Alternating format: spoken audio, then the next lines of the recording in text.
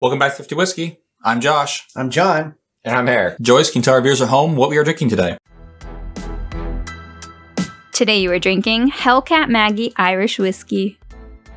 Hellcat Maggie was the alias of an Irish-American criminal and member of the Dead Rabbits, a street gang from Lower Manhattan in the early to mid-1800s. Maggie was thought to have had filed her teeth to a point and gave herself sharp brass fingernails. This Irish whiskey is named after her for her rebellious spirit and Irish-American heritage. Hellcat Maggie Irish Whiskey is a blended Irish whiskey sourced from an unknown distiller and bottled by the Phillips Distilling Company. This bottle is priced at around $22. As always, your prices may vary. Enjoy. Thanks, Joyce. Let's go ahead and dive in and see what we think. It's sweet. It is sweet, but not fruit sweet. No, just sugar sweet. Yeah. A little ethanol-y. I was just going right the into alcohol definitely. Yeah, I'm going right into it. It was too inviting. fruity on the palate. Yeah, it's fruity, sweeter on the end. Here I am about to say leathery. That's the thing. I got leather. I could see that. Leathery and fruity. Which is a weird combination. I can't say I know which fruit it is, just that it's fruity. Very dry too, which would help with that leather note. Maybe kind of figgy. Something light. The middle's got the only piece of the whole palate, really, and I can't pinpoint it. Man, this is stumping me. I'd say it's drinkable. Yeah, I enjoy it. I just can't get a lot of much notes out of it. Very approachable, very crushable, maybe. Yeah, it's not. I mean, I'm not just like ugh, kind of like buy it, but like it's there. It's not so intriguing that I'm like I want to dive in and take a journey with it, but it's not so terrible that I'm like, Yeah. I know what I'm going to say it is. Whiskeys that have this general feeling about them tend to get one of two answers from me. Adding some drops of water. The nose does not get better. It doesn't get worse.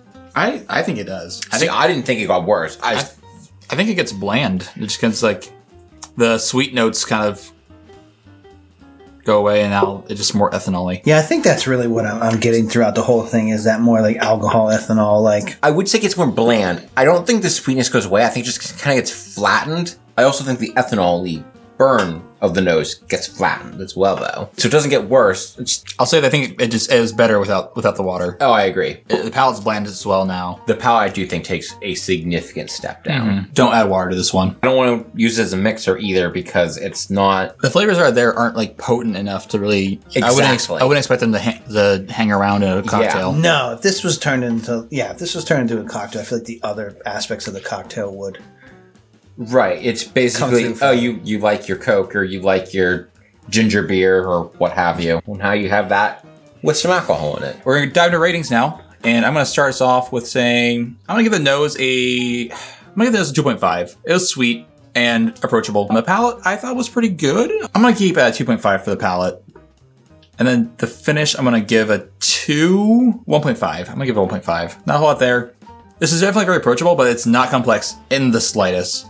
Very one-directional. It's not offensive, but not, interesting. Yeah, I'm going 2 on the nose. A flat 2.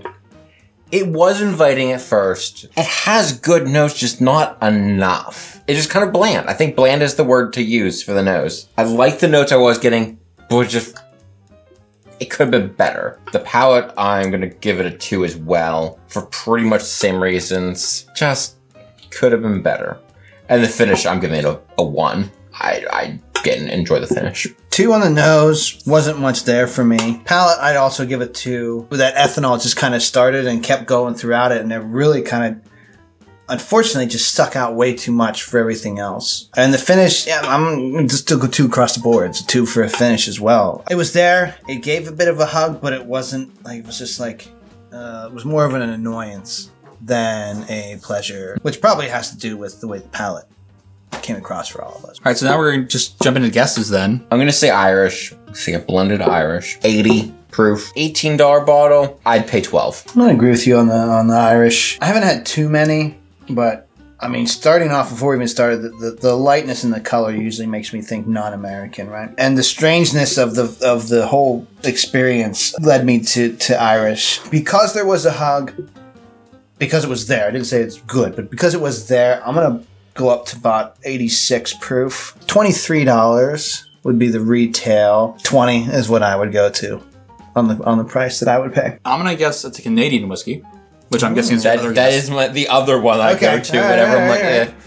I'm gonna go Canadian just because of the ethanol forwardness. This just didn't taste Canadian to me. It just tastes really ethanol forward, and whenever it tastes ethanol forward, I think Canadian. I am going to guess it's 80 proof. I'm gonna guess it's probably, I don't know. I'm gonna guess it's $10 retail.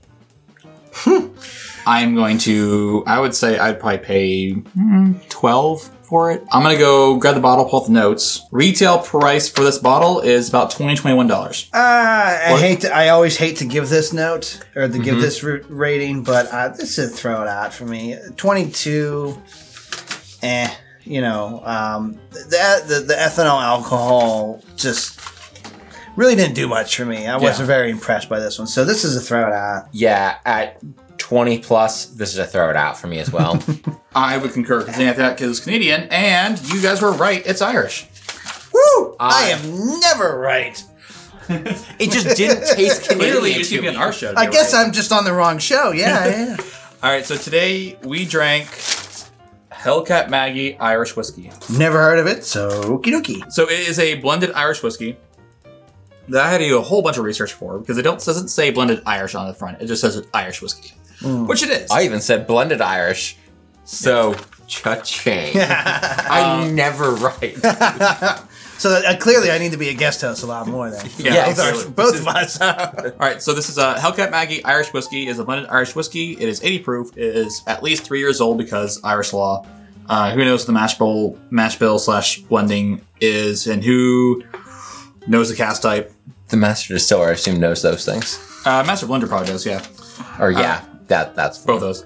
The producer is the Phillips Distilling Company, but they are sourcing it from some Irish distillery and importing it and then bottling it here. So it's imported and bottled here. Okay. Well, this back says World something else. Imported and bottled by World Spirits Ltd, Minnesota. Yeah. So I think I don't know. This bottle was super confusing for me when I was doing research. Old reports were saying this used to be a single pot still Irish, which is super fancy. Yeah. But I called them. Had a very nice talk with a very nice lady on the phone. She didn't know the answer to my questions. You called Ireland? No, I called the company that did okay, yeah. I was like, you called I was gonna say, that's dedication, sir. Cheers to you on that one. No, I called the company to ask them, like, hey, like, where are you getting this? What kind of whiskey is it?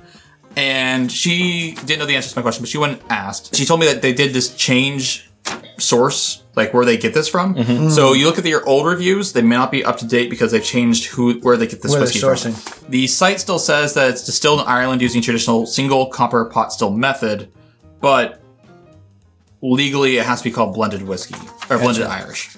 And the way it tastes, I would guess blended Irish. I would not guess single pot still. No.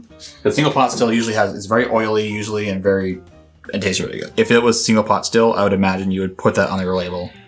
Oh yeah, you're not skipping over that detail. Yeah. That's all I have to say about this whiskey. Let us know down in the comments what you think. And until next time, may the winds of fortune sail you. May you sail a gentle sea. May it always be the other guy who says, "This drink's on me."